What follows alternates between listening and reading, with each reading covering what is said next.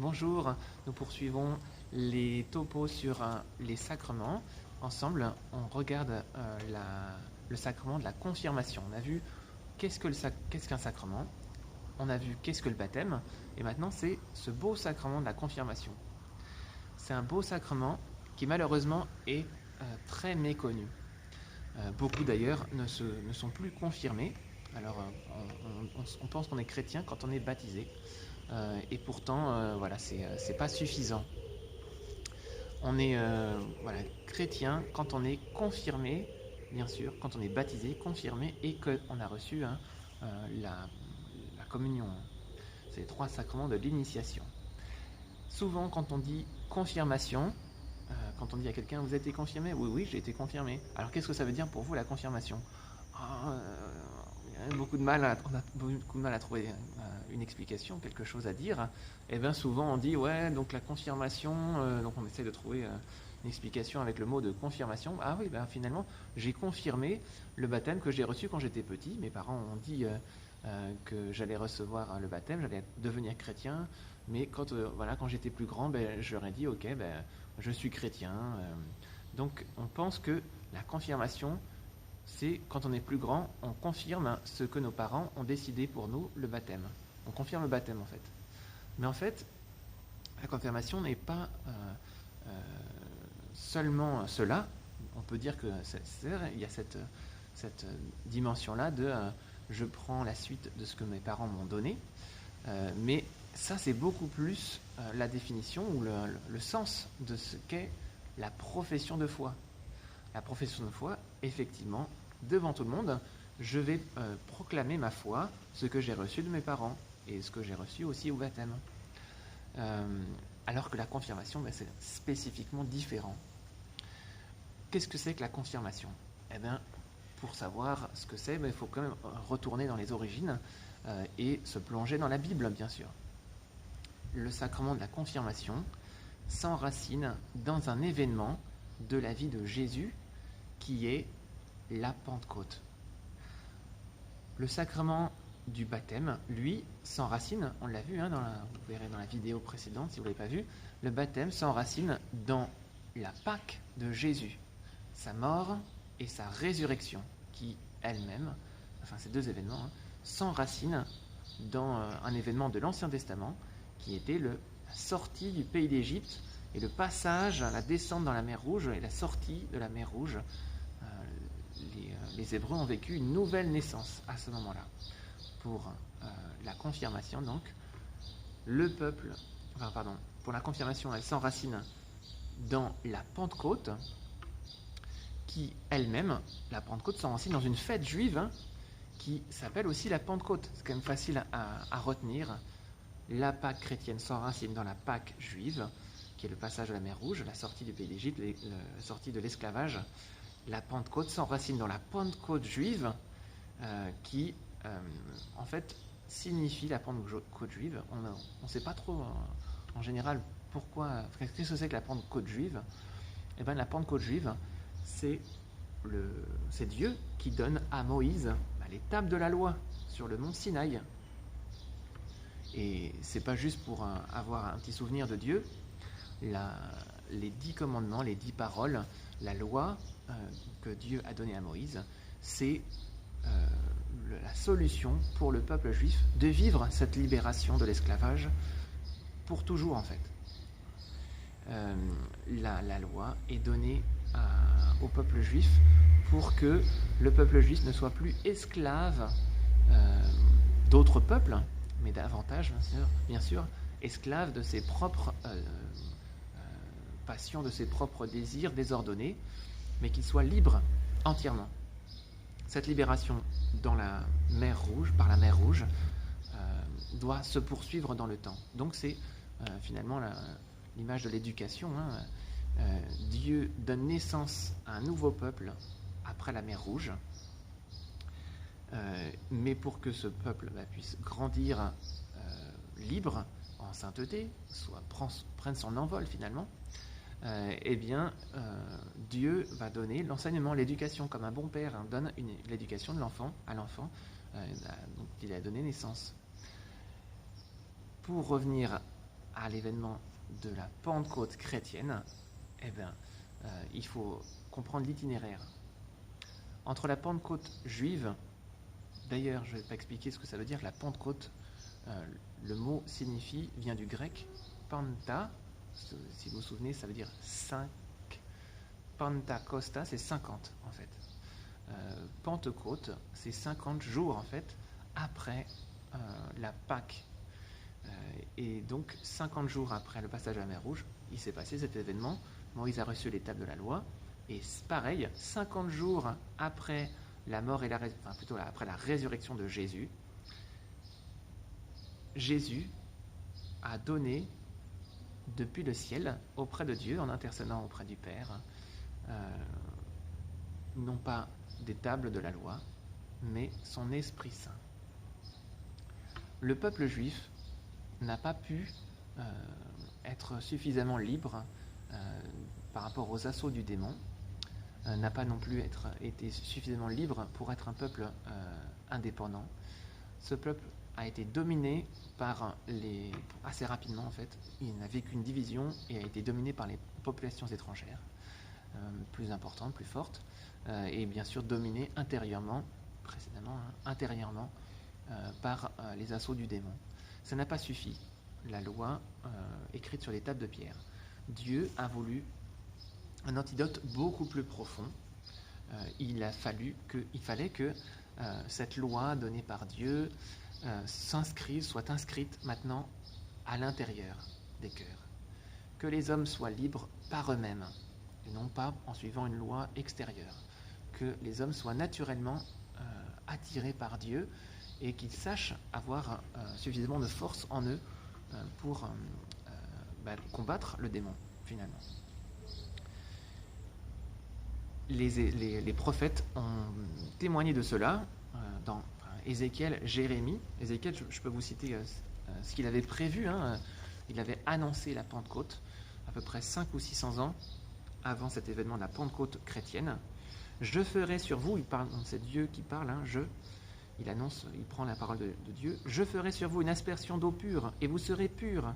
Je vous purifierai de toutes vos impuretés, de toutes vos idoles. Il y a une idée de purification aussi à travers la Pentecôte. Je vous donnerai un cœur neuf et je mettrai en vous un esprit neuf. J'enlèverai de votre corps le cœur de pierre et je vous donnerai un cœur de chair. Je mettrai en vous mon propre esprit, je vous ferai marcher selon mes lois, garder et pratiquer mes coutumes. On a l'équivalent donc dans Jérémie, ça c'est dans Ézéchiel 36, 26 à 27, et dans Jérémie 31, chapitre 31, verset 31 en gros. Dieu va accomplir cela par Jésus. Jésus, tout le but de sa mission en fait, c'était bien sûr sa mort et sa résurrection, mais souvent on oublie la suite. Cet événement de la mort et de la résurrection est fondateur, mais il est aussi dans le but de donner l'Esprit Saint. On ne peut pas séparer la fête de la Pâque de la fête de la Pentecôte. La Pentecôte, c'est le nécessaire pour qu'on puisse vivre cette libération qui a été donnée à notre baptême. Si on vit que de son baptême, ça ne suffit pas en fait. Il faut vivre de la grâce de l'Esprit Saint donnée à la Pentecôte pour être pleinement chrétien. On va revenir sur cet événement de la Pentecôte. La Pentecôte, c'est raconté dans les Actes des Apôtres, la seule référence dans la Bible où on décrit ce qu'il s'est passé, quel événement. Donc c'est Saint Luc qui raconte cela dans les Actes. Et il explique que c'est un événement qui est annoncé d'abord par Jésus. Jésus, juste avant de monter au ciel, a dit « Vous allez recevoir une force, celle de l'Esprit Saint, et vous serez grâce à elle mes témoins en Judée, dans la Samarie, à Jérusalem aussi avant, et sur toute la terre. Dans toute la terre, vous allez être mes témoins. Sinon, vous allez être baptisés, ok ? Vous venez d'être baptisés par ma mort et ma résurrection, mais vous restez dans cette peur. Les apôtres n'avaient pas beaucoup de force encore, même si Jésus était apparu plusieurs fois, ressuscité pendant 40 jours avec eux. Mais ils n'étaient pas encore capables d'annoncer l'amour de Dieu dans le monde. Donc Jésus a envoyé son Esprit Saint pour débloquer leur cœur. Parfois on a peur, on est encore pris dans une situation de peur, mais Jésus veut nous donner sa force, nous donner son esprit d'amour pour qu'on puisse ne plus avoir peur et répandre cette force, cet amour autour de nous, cette joie. Et alors il demande aux apôtres, juste avant de partir au ciel, vous allez prier, restez prier, vous allez recevoir cette force. Donc les apôtres, pendant 10 jours, vont prier au Cénacle, donc le lieu où ils ont reçu l'institution de l'Eucharistie, la scène, avec Marie. Marie était là, Marie, la mère des apôtres, si on veut, enfin la mère de l'Église, la mère de Jésus, mais elle est devenue la mère de tous les chrétiens. Elle est là, à la Pentecôte, elle prie. Il y a aussi d'autres femmes et aussi des frères de Jésus, donc sûrement de la famille de Jésus, des personnes de Nazareth ou autres. Tout le monde va prier et un jour, le premier jour de la semaine, le dimanche, Dieu va envoyer son esprit sur les apôtres. On entend du bruit, un violent coup de vent arrive dans la pièce, et puis des flammes de feu jaillissent de la tête des apôtres. Enfin, en tout cas, c'est l'image qui est donnée. C'est comme s'ils étaient des chandelles en fait qui prenaient feu. Leur cœur est tout brûlant et ils commencent, voilà, ce que ça provoque en eux, ce feu d'amour, c'est qu'ils vont louer de toute leur force, ils vont louer de tout leur cœur, entrer dans une louange où ils vont être émerveillés, en tout cas ils vont rendre grâce à Dieu, chanter les merveilles de Dieu. Et cette expérience est tellement forte que elle n'est pas appelée, donc la Pentecôte n'est pas appelée à être seulement pour les apôtres, mais pour le monde entier. Et c'est pour ça que leur louange s'exprime dans toutes les langues de la terre. C'est la grâce des langues qu'ils vont recevoir. Certains étaient étrangers dans les rues de Jérusalem, c'était normal, ils étaient venus en pèlerinage à Jérusalem pour la Pentecôte juive. Eh bien, ils entendent dans leur langue les apôtres. Ils savent très bien que les apôtres ne savaient pas parler leur langue. Et ils entendent, ils sont en train de chanter ma langue, je ne comprends pas, qu'est-ce qui se passe. Et ils sont rejoints par Dieu. Dieu veut évangéliser toutes les cultures de la terre. Dieu veut apporter son message pour tous les hommes. Et donc c'est comme ça que ça s'exprime, pour les apôtres. Donc finalement, les apôtres vont comprendre qu'il faut baptiser, certes, c'est ce que Jésus a demandé, mais aussi il faut que les baptisés puissent recevoir cette grâce qu'on a reçue à la Pentecôte. Et assez naturellement, ils vont comprendre qu'il faut, en plus de baptiser avec l'eau, il faut avoir un geste spécifique, et ce geste, c'est l'imposition des mains. C'est un geste, donc, dans les actes des apôtres, on va le dire, on va distinguer, après avoir plongé la personne dans l'eau et baptisé la personne, les apôtres imposaient les mains. Et on va donc vouloir rajouter un élément aussi pour bien comprendre que en plus d'être baptisé, on est appelé à être comme Jésus, à rayonner de l'amour de Dieu. Et Jésus, lui, qui s'appelle donc le Messie, qui est le Messie ça veut dire celui qui a reçu l'onction d'huile, eh ben, on va vouloir aussi que cette Pentecôte, pour les disciples de Jésus, prenne la forme de l'onction d'huile. C'est pour ça qu'au geste de l'imposition des mains, assez rapidement, on va vouloir rajouter une onction d'huile qui était utilisée donc, pour les rois, pour les prêtres et pour donc, les prophètes. Ces trois personnages, trois personnages institués dans le peuple juif. Eh bien, on va aussi vouloir que les baptisés reçoivent cette onction qui font qu'ils sont bien prêtres, prophètes et rois. Donc on va rajouter. C'est pour ça que quand on voit des personnes qui reçoivent la confirmation, en plus du geste de l'imposition des mains, donné par... en fait, c'est l'évêque qui confère ce sacrement. C'est pas simplement le prêtre. Ça peut être le prêtre, mais par exception. L'évêque vient spécialement pour envoyer en mission les apôtres, enfin les disciples de Jésus, les nouveaux baptisés, il est baptisé, il impose les mains et il fait l'onction d'huile. Avec l'onction d'huile, il dit une parole. Je termine par ça. Recevez l'Esprit Saint, le don de Dieu. On reçoit l'Esprit Saint. Pourquoi on est confirmé?